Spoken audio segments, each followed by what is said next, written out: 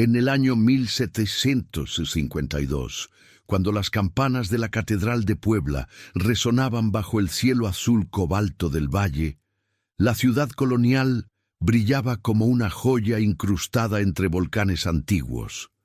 Las fachadas de cantera gris y los azulejos de Talavera que decoraban cada palacio y convento reflejaban la luz del sol novohispano, creando un espectáculo de colores que parecía bendecido por los ángeles que le daban nombre a la ciudad. Pero bajo esa belleza arquitectónica, bajo las procesiones religiosas y el comercio floreciente entre México y Veracruz, se gestaba una tragedia que cambiaría el destino de una familia noble y de todo un pueblo. La princesa Jimena de Mendoza y Salazar no era princesa por sangre real española, sino por el título que su familia ostentaba desde hacía generaciones, descendientes directos de los primeros pobladores españoles que fundaron la ciudad de Los Ángeles en 1531, propietarios de vastas haciendas que se extendían desde las faldas del Popocatépetl hasta los límites de Cholula.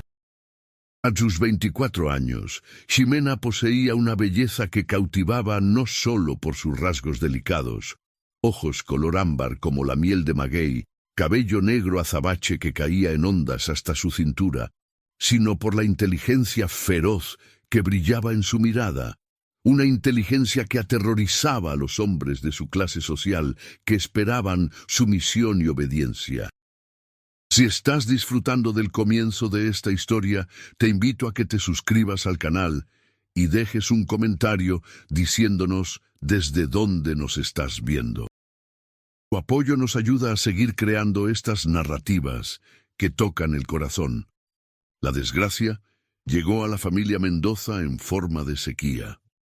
Durante 3 años consecutivos, las lluvias que normalmente bañaban el valle de Puebla-Tlaxcala no llegaron. Los campos de maíz se marchitaron, el trigo que alimentaba a la población española se convirtió en polvo, y las haciendas que habían sido el orgullo de la familia comenzaron a perder su valor. Pero no fue solo la sequía lo que destruyó a los Mendoza. Fue la enfermedad que llegó después, una peste que los médicos no podían identificar, que atacaba primero a los animales y luego a las personas, dejándolas consumidas en cuestión de semanas. El padre de Ximena, don Rodrigo de Mendoza, un hombre que había sido robusto y poderoso, se convirtió en una sombra de sí mismo. Su madre, doña Beatriz, cayó enferma poco después. Y uno por uno, los trabajadores de las haciendas, tanto españoles como indígenas, comenzaron a morir. Los sacerdotes llegaban con sus crucifijos y sus oraciones, rociando agua bendita, pero la peste no retrocedía. Era como si algo más oscuro, algo más antiguo que la fe católica, hubiera despertado en esas tierras. Fue en medio de esta desesperación que Ximena escuchó los rumores. En el mercado de Cholula, donde había ido a buscar hierbas medicinales que los curanderos indígenas vendían en secreto, porque la Inquisición las consideraba brujería, una anciana nahua se le acercó. Tenía los ojos blancos de la ceguera, pero parecía ver directamente al alma de Ximena. «Tú eres la hija de los que tomaron estas tierras», dijo la anciana en un español entrecortado. «La tierra reclama lo que se le debe. La tierra tiene sed de sangre noble, de reconocimiento, de respeto, pero hay otro que puede ayudarte, otro que vive en los límites entre el mundo de los vivos y el mundo de los muertos, si estás dispuesta a pagar el precio». Ximena debería haber huido. Debería haber reportado a la anciana a las autoridades eclesiásticas. Pero cuando miró a los ojos ciegos de la mujer, sintió algo que no había sentido en años: esperanza. Una esperanza oscura, peligrosa, pero esperanza al fin. «¿Qué precio?», preguntó Ximena, su voz apenas un susurro. Tu corazón, respondió la anciana con una sonrisa desdentada, tu capacidad de amar como las mujeres nobles aman, con moderación, con cálculo, con conveniencia. Deberás amar con la intensidad de los condenados, con la pasión de aquellos que no tienen nada que perder. Y Él, el que espera, te amará de la misma manera. Pero ese amor será tu salvación y tu condena. Esa noche, Jimena no durmió. Caminó por los corredores del palacio familiar en el centro de Puebla, una construcción de 2 pisos con patios interiores decorados con azulejos de Talavera que representaban escenas bíblicas, con fuentes donde el agua ya no corría porque la sequía había secado los acueductos. Escuchó los gemidos de su padre en su lecho de enfermo, los sollozos de las sirvientas que habían perdido a sus familias, y tomó una decisión. 3 noches después, siguiendo las instrucciones de la anciana, Jimena cabalgó sola hacia las ruinas de Cholula. Era una noche sin luna, y las estrellas brillaban con una intensidad que parecía sobrenatural. La gran pirámide de Cholula, construida siglos antes de que los españoles llegaran, ahora coronada con una iglesia católica como símbolo de conquista, se elevaba contra el cielo nocturno como una montaña artificial. Pero no fue a la iglesia a donde Jimena se dirigió. Fue a las cámaras subterráneas que existían debajo de la pirámide, cámaras que los conquistadores habían intentado sellar, pero que siempre encontraban formas de abrirse de nuevo. Llevaba consigo lo que la anciana le había indicado: una vela negra hecha de cera de abejas silvestres, un cuchillo de obsidiana que había pertenecido a sus antepasados indígenas, porque, aunque su familia era española, había matrimonios mixtos en su linaje que nadie mencionaba, y un espejo de plata pulida. En el corazón de las cámaras subterráneas, donde los murales prehispánicos aún mostraban dioses olvidados y sacrificios antiguos, Jimena encendió la vela negra. Las palabras que tenía que pronunciar estaban en náhuatl, la lengua que su nana indígena le había enseñado en secreto cuando era niña. Palabras que invocaban no a los santos católicos, sino a las fuerzas antiguas que dormían en la tierra mexicana. Palabras que pedían la presencia de aquel que caminaba entre los mundos, el que los españoles llamaban demonio, pero que las culturas prehispánicas conocían por otros nombres: el señor del inframundo, el que controlaba la vida y la muerte, el que exigía sacrificios, pero también otorgaba dones. Cuando terminó de pronunciar las palabras, el espejo de plata comenzó a brillar. No era el reflejo de la vela, era una luz que venía de dentro del espejo mismo, como si se hubiera abierto una puerta hacia otro lugar. Y entonces él apareció. No era lo que Jimena había imaginado. No había cuernos ni cola, no había el olor a azufre que los sacerdotes describían en sus sermones sobre el infierno. En su lugar había un hombre o algo que tomaba la forma de un hombre, de una belleza perturbadora. Su piel era del color de la obsidiana pulida, sus ojos eran de un dorado líquido que parecía contener el fuego de 1000 soles, y su cabello era negro como la noche más profunda, cayendo en ondas hasta sus hombros. Vestía ropas que no pertenecían ni al mundo español ni al mundo indígena, eran algo intermedio, algo que existía solo en los sueños y las pesadillas. «Has invocado a Mictlán», dijo él, su voz resonando en las cámaras como un trueno distante. «Pocas veces alguien de sangre española tiene el valor o la desesperación para llamarme. ¿Qué buscas, hija de conquistadores?» Jimena se obligó a mantener la compostura, aunque cada instinto le gritaba que huyera.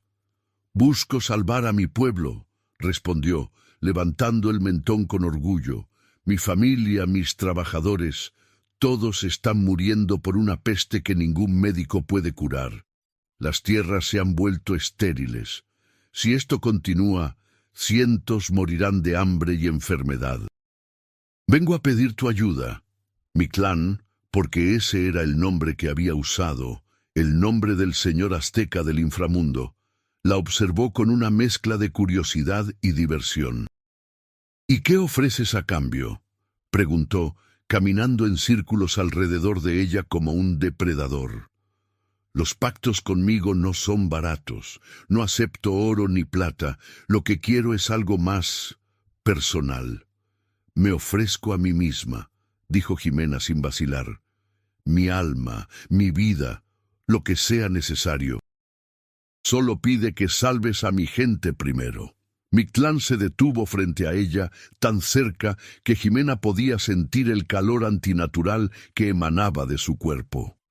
Tu alma ya está destinada a uno de los muchos infiernos que existen, dijo con una sonrisa que mostraba dientes perfectamente blancos. Los conquistadores como tu familia han cometido suficientes atrocidades para garantizar eso. No, lo que quiero es algo que aún no has perdido. Tu corazón, tu capacidad de amar. Pero no de la manera que piensas. Ximena frunció el ceño. No entiendo. Quiero que me ames, dijo Mictlán simplemente, completamente, absolutamente, sin reservas, y yo te amaré a cambio. Ese será el pacto, tu amor a cambio de la salvación de tu pueblo. Pero ten cuidado, princesa de Puebla, porque amar a un demonio, a una criatura del inframundo, no es como amar a un mortal. Es consumirse, es arder, es perder todo lo que creías saber sobre ti misma. Y una vez que comiences, no hay vuelta atrás. Ximena debería haber rechazado, debería haber entendido que esto era una trampa, una manera de condenarla de formas que iban más allá de la simple muerte. Pero cuando miró los ojos dorados de Mictlán, cuando vio la verdad desnuda en ellos, que él hablaba en serio, que este no era un simple truco, algo dentro de ella respondió. Algo que había estado dormido durante años de educación católica y restricciones sociales, algo salvaje y antiguo que reconocía a Mictlán como su igual.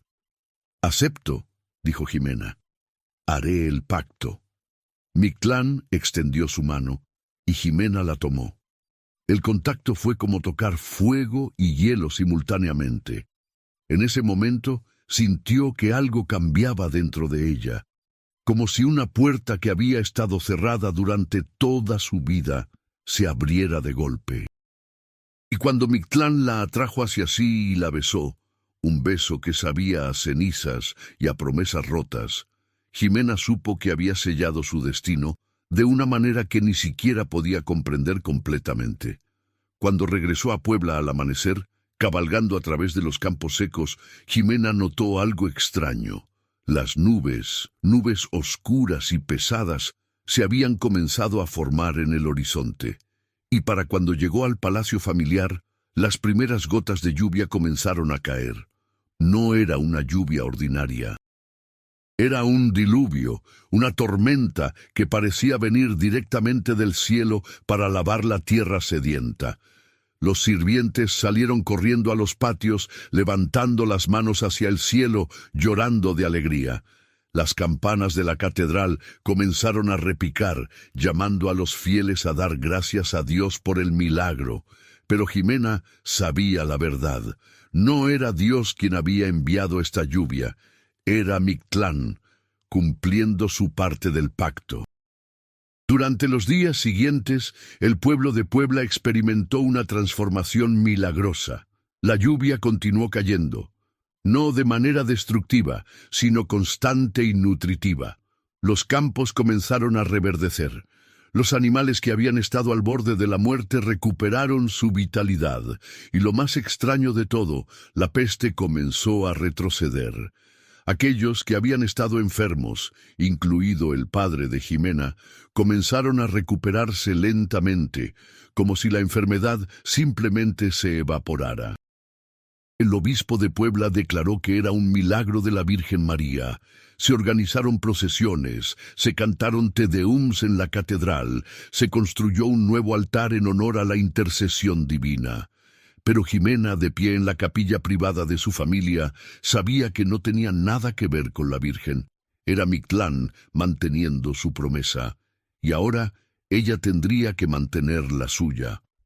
La primera vez que Mictlán apareció en su habitación fue una semana después del pacto.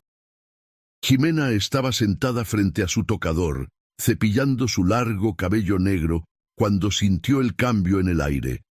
Un enfriamiento repentino, un olor a tierra mojada y flores nocturnas. Cuando levantó la vista hacia el espejo, lo vio de pie detrás de ella, observándola con esos ojos dorados que parecían ver directamente a través de su alma. «Has cumplido tu parte», dijo Jimena sin girarse, obligándose a mantener la voz firme. «El pueblo está sanando, las lluvias han regresado». «Y ahora tú cumplirás la tuya», respondió Mictlán, colocando sus manos en los hombros de Jimena. El contacto era cálido, sorprendentemente humano. «Pero no te preocupes, princesa, no te forzaré a nada. El amor no puede ser forzado, ni siquiera en un pacto con un demonio. Lo que haré es revelarte quién realmente eres. Y cuando veas tu verdadero ser, no la princesa católica que te han enseñado a ser, sino la mujer de sangre mixta que lleva tanto la conquista como la resistencia en sus venas, entonces comprenderás por qué este pacto era inevitable». Durante las semanas siguientes, Mictlán visitó a Jimena cada noche. Al principio, solo hablaban. Él le contaba historias del mundo antes de la conquista, del imperio azteca en su apogeo, de los dioses y diosas que habían sido adorados en estos mismos lugares donde ahora se levantaban iglesias católicas. Le contaba sobre su propio origen, porque Mictlán no era simplemente un demonio en el sentido cristiano. Era una fuerza primordial, una entidad que existía desde antes de que los humanos nombraran a los dioses, que había adoptado diferentes formas a través de los milenios. Mictlantecutli para los aztecas, otras manifestaciones para otras culturas. «¿Por qué yo?», preguntó Jimena una noche mientras estaban sentados en el balcón de su habitación, observando las luces de Puebla extendiéndose bajo el cielo estrellado. «De todas las personas que han invocado tu nombre, ¿por qué elegiste hacer este pacto conmigo?». Mictlán la miró con una expresión que era casi vulnerable. «Porque vi en ti algo que rara vez veo en los mortales», respondió. «Verdadero coraje, no el coraje de los conquistadores, que viene de la arrogancia y el sentido de superioridad, sino el coraje de alguien dispuesto a sacrificar todo, su alma, su reputación, su lugar en el cielo que tanto valoran los católicos, por salvar a otros. Ese tipo de coraje es hermoso, y yo, que he existido durante milenios, he aprendido a reconocer la belleza cuando la veo». Fue en ese momento que Jimena comenzó a comprender la verdadera naturaleza del pacto. No se trataba simplemente de una transacción, su amor por la salvación de su pueblo. Se trataba de algo más profundo, un reconocimiento mutuo de dos seres que existían en los márgenes de sus propios mundos. Jimena, una mujer noble española que llevaba sangre indígena oculta, que nunca encajaba completamente en la sociedad colonial. Y Mictlán, un ser antiguo que había sido demonizado por la religión conquistadora, reducido a un monstruo cuando una vez había sido adorado como guardián del ciclo eterno de vida y muerte. La primera vez que se besaron, realmente se besaron, no como parte del ritual sino por elección propia, fue bajo un eclipse lunar. Jimena había subido a la azotea del palacio familiar, buscando ver el fenómeno que los sacerdotes habían anunciado como un mal augurio. Mictlán apareció a su lado, y sin palabras, sin la necesidad de explicaciones, sus labios se encontraron. El beso fue diferente al primero que habían compartido en las cámaras subterráneas. Este tenía ternura, tenía deseo, tenía la promesa de algo que ambos habían estado buscando sin saberlo. Cuando se separaron, Jimena tenía lágrimas en los ojos.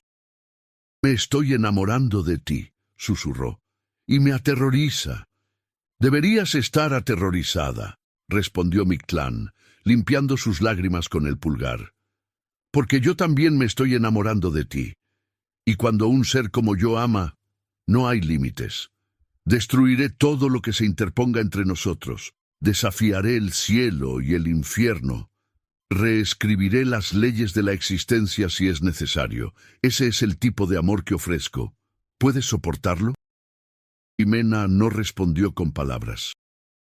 Simplemente se aferró a él, enterrando su rostro en su pecho, escuchando algo que sonaba imposiblemente como un latido del corazón.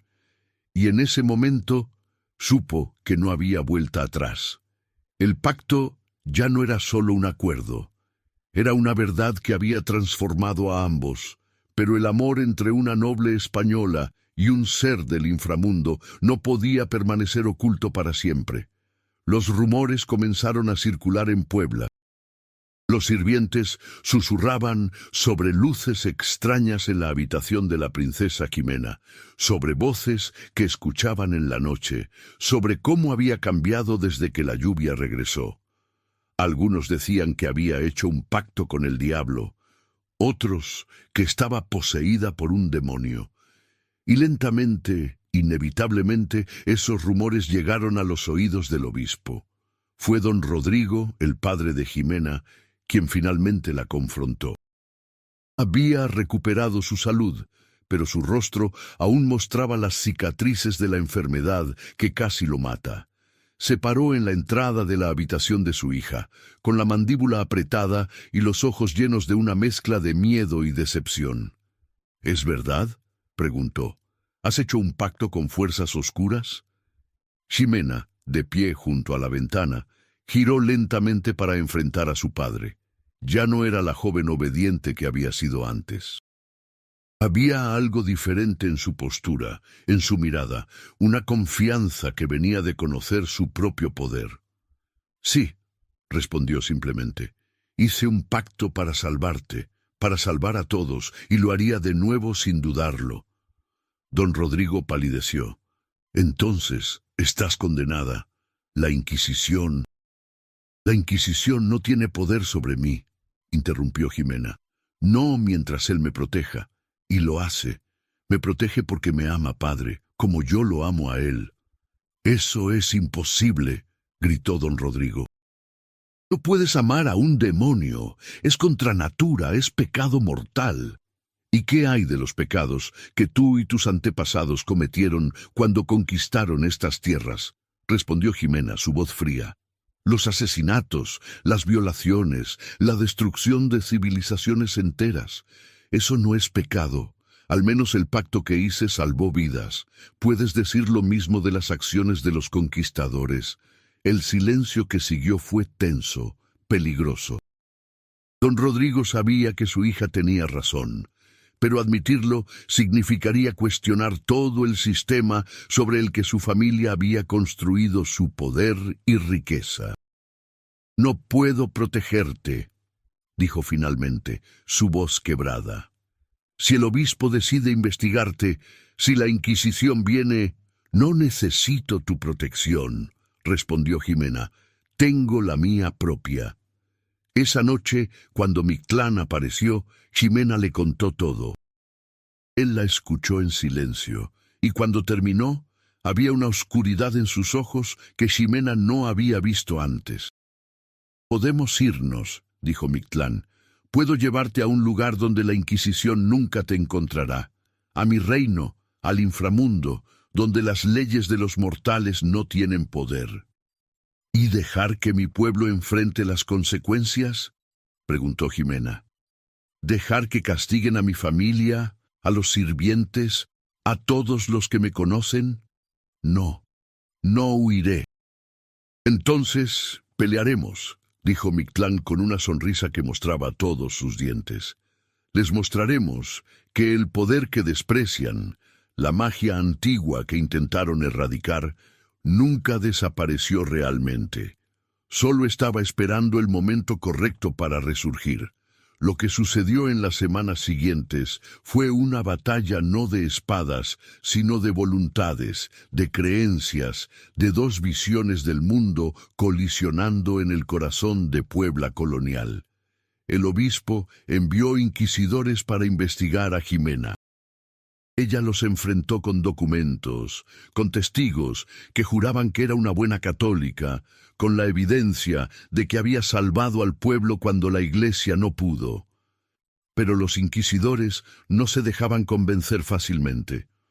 Buscaban pruebas de brujería, de pactos diabólicos, de cualquier cosa que justificara un juicio. Fue durante una de estas investigaciones que todo cambió.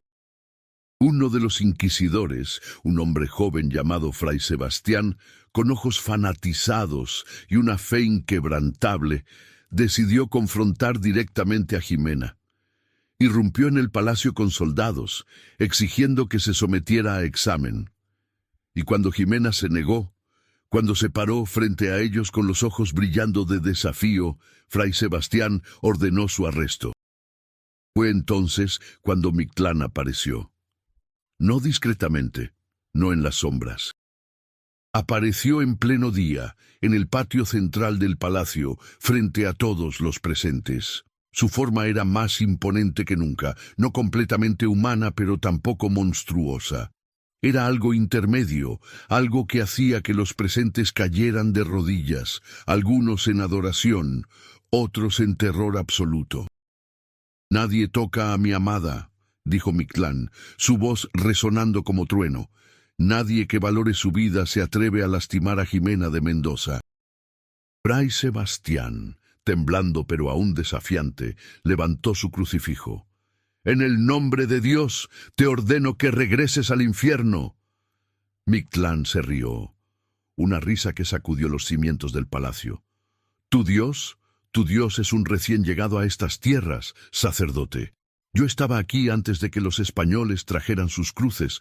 Yo soy la tierra misma, el ciclo eterno de vida y muerte, y no me iré porque un hombre con un pedazo de madera me lo ordene».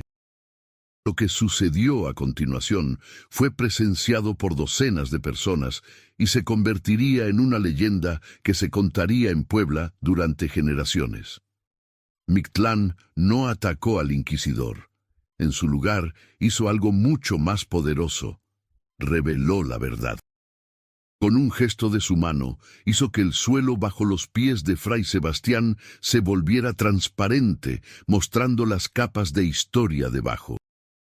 Mostraba las ciudades prehispánicas que habían existido antes de Puebla, los templos que habían sido destruidos para construir iglesias católicas, los millones que habían muerto en la conquista, y más profundamente mostró el inframundo mismo.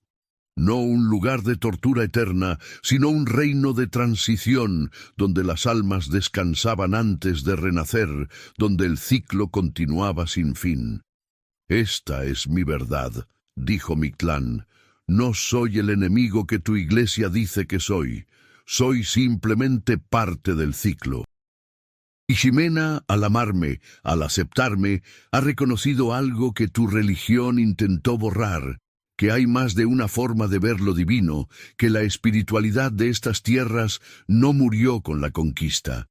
Fray Sebastián cayó de rodillas, su crucifijo cayendo de sus manos temblorosas. Su fe, la certeza absoluta que había sido su roca, se había resquebrajado ante la evidencia de algo más grande, más antiguo, más complejo de lo que sus enseñanzas le habían preparado.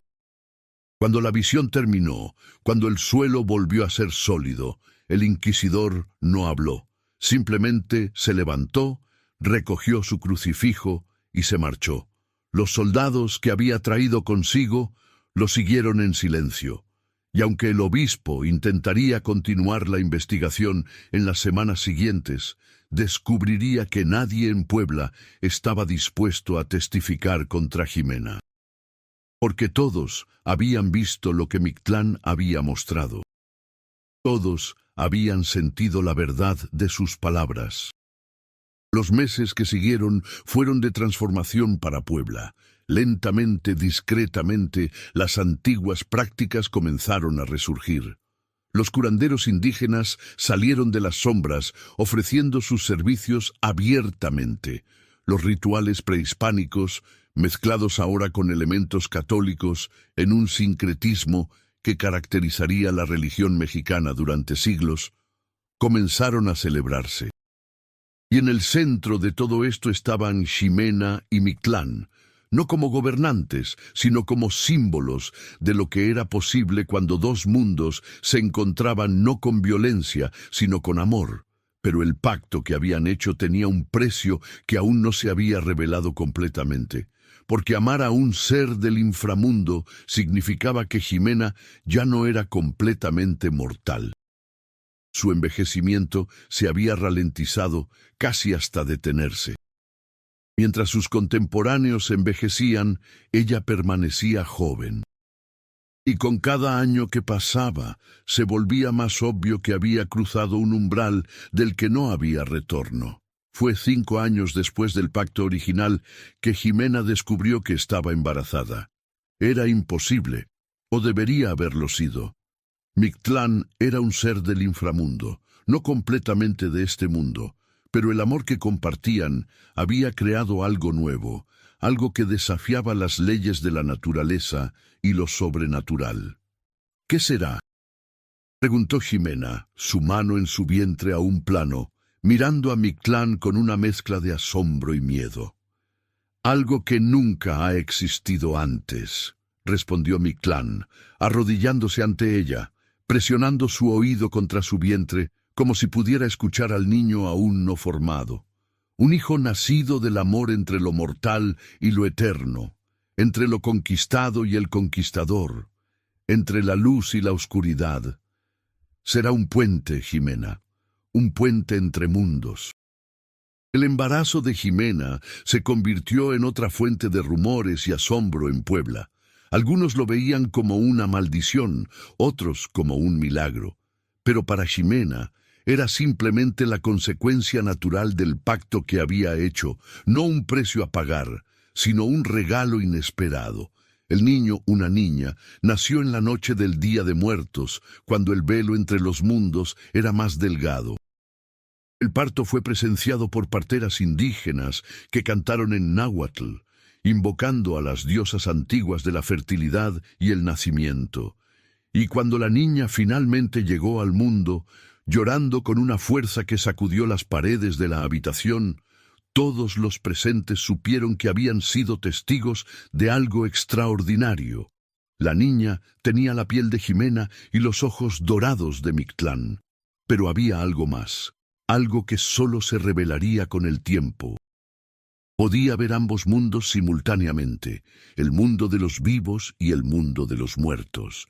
Podía hablar con los espíritus, podía caminar entre reinos, podía hacer cosas que ni siquiera Mictlán podía explicar completamente. «Se llamará Citlali», dijo Ximena, sosteniendo a su hija contra su pecho. «Estrella, porque brillará en la oscuridad, guiando a otros que se pierden entre mundos». Los años que siguieron fueron los más felices de la vida de Ximena. Crió a Citlali con la ayuda de Mictlán, quien descubrió que la paternidad, algo que nunca había experimentado en sus milenios de existencia, le traía una alegría que no sabía que era capaz de sentir. Enseñaron a la niña sobre ambos mundos, la cultura española y la cultura indígena, las enseñanzas católicas y las creencias prehispánicas. Citlali creció siendo algo completamente único, una niña que no pertenecía completamente a ningún mundo, pero que podía navegar todos ellos con facilidad. Pero la felicidad, como Ximena había aprendido, siempre tiene un precio, y el precio de su pacto con Mictlán estaba a punto de revelarse en su totalidad. Fue cuando Citlali cumplió 7 años que Mictlán finalmente le explicó a Ximena la verdad completa del pacto. Estaban solos en el jardín del palacio, bajo un árbol de jacaranda que florecía con flores púrpuras. «Hay algo que no te dije», comenzó Mictlán, su voz inusualmente seria, «sobre el pacto, sobre lo que realmente significa». Jimena sintió un frío en su pecho. ¿Qué? Cuando hicimos el pacto, cuando acordamos amarnos completamente, creamos un vínculo que va más allá de esta vida, explicó Mictlán. Significa que cuando llegue el momento de tu muerte, no irás al cielo católico ni al infierno. Vendrás conmigo al inframundo, pero no como una prisionera, como mi compañera, como mi igual. Gobernarás a mi lado sobre el reino de los muertos, guiando las almas en su transición. Jimena procesó esto lentamente. ¿Y Citlali? Citlali es especial, respondió Mictlán. Ella puede elegir. Cuando llegue el momento, puede quedarse en el mundo de los vivos, o puede unirse a nosotros, pero esa elección es suya, y solo suya. Durante un largo momento, Jimena no habló. Pensó en todo lo que había sacrificado, su lugar en la sociedad colonial, su reputación, su salvación eterna según las enseñanzas católicas. Y pensó en lo que había ganado, amor verdadero, un propósito, una hija extraordinaria y la oportunidad de ser algo más que lo que su sociedad le había permitido ser. No me arrepiento, dijo finalmente. De nada, ni siquiera de esto. Si el precio de salvarte, de salvar mi pueblo, de encontrar el amor verdadero, es pasar la eternidad en el inframundo contigo, entonces lo pago gustosa. Mictlán la tomó en sus brazos, y en ese momento ambos supieron que el pacto estaba completamente sellado. No había dudas, no había resentimientos, solo la certeza de dos almas que habían encontrado su lugar en el universo, sin importar cuán extraño o desafiante fuera ese lugar. Los años continuaron pasando. Jimena vivió una vida larga, mucho más larga de lo que cualquier mortal debería vivir. Vio a Puebla transformarse, vio el surgimiento de nuevas generaciones, vio cómo las ideas que ella y Mictlán habían sembrado sobre la coexistencia de diferentes creencias, sobre el respeto por las culturas antiguas, lentamente echaban raíces en la sociedad colonial. Citlali creció siendo una curandera y mediadora entre mundos, respetada y temida a partes iguales. Se casó con un estudioso mestizo que compartía su fascinación por la historia antigua de México, y juntos tuvieron hijos que continuarían el legado de su abuela. Cuando Jimena finalmente sintió que su tiempo en el mundo de los vivos llegaba a su fin, no por enfermedad, sino simplemente porque había vivido suficiente, porque estaba lista para el próximo capítulo, reunió a su familia en el palacio. Citlali estaba allí con sus hijos, ahora una mujer madura con canas en su cabello. Los descendientes de los sirvientes que Jimena había salvado décadas atrás estaban allí. Incluso algunos representantes de la iglesia vinieron, reconociendo finalmente que Jimena, a pesar de su pacto poco ortodoxo, había sido una fuerza para el bien en Puebla. «No lloren por mí», dijo Jimena, recostada en su lecho, con Mictlán sentado a su lado tomando su mano. «Voy a un lugar donde seré feliz, donde tendré propósito. Y aunque no me verán con sus ojos, estaré aquí en Puebla, en cada lluvia que cae, en cada flor que florece, en cada alma que encuentra paz después de la muerte». Cuando cerró los ojos por última vez, no hubo dolor, solo una sensación de completud, de haber vivido una vida que importaba. Y cuando su alma dejó su cuerpo, Mictlán la guió suavemente hacia su verdadero hogar, no el cielo de los católicos ni el infierno de los condenados, sino el inframundo que él gobernaba, un lugar de transición y renovación. Allí, en ese reino entre mundos, Jimena descubrió su verdadero propósito. Como compañera de Mictlán, como la reina del inframundo, se convirtió en la guardiana de aquellos que morían con asuntos pendientes, aquellos que necesitaban guía para encontrar paz. Especialmente se enfocó en las almas de las mujeres, aquellas que habían sido silenciadas en vida, aquellas que habían sufrido injusticias, aquellas que habían amado contra todas las reglas de su sociedad. Y aunque los años pasaron en el mundo de los vivos, aunque Puebla continuó cambiando y evolucionando, la historia de la princesa que pactó con un demonio para salvar a su pueblo nunca fue olvidada. Se convirtió en una leyenda, luego en un mito y finalmente en algo más, una verdad que las mujeres de Puebla susurraban a sus hijas en las noches oscuras, que el amor verdadero no conoce límites, ni de vida ni de muerte, ni de cielo ni de inframundo, que el coraje para desafiar las expectativas, para hacer pactos imposibles, para amar sin restricciones, es el poder más grande que existe. Y que a veces salvar a tu pueblo significa perderte a ti misma, pero en esa pérdida encontrar algo mucho más grande de lo que jamás imaginaste posible. En las noches del Día de Muertos, cuando el velo entre los mundos se adelgaza, los habitantes de Puebla aún cuentan que pueden ver dos figuras caminando por las calles antiguas de la ciudad. Una mujer con ojos de ámbar y un hombre con ojos dorados, tomados de la mano, observando sobre la ciudad que ella salvó hace tantos años. No intervienen, no interfieren, simplemente están presentes, recordando a todos que el amor, verdadero, absoluto, desafiante, nunca muere. Solo se transforma, como todo en el ciclo eterno de la existencia.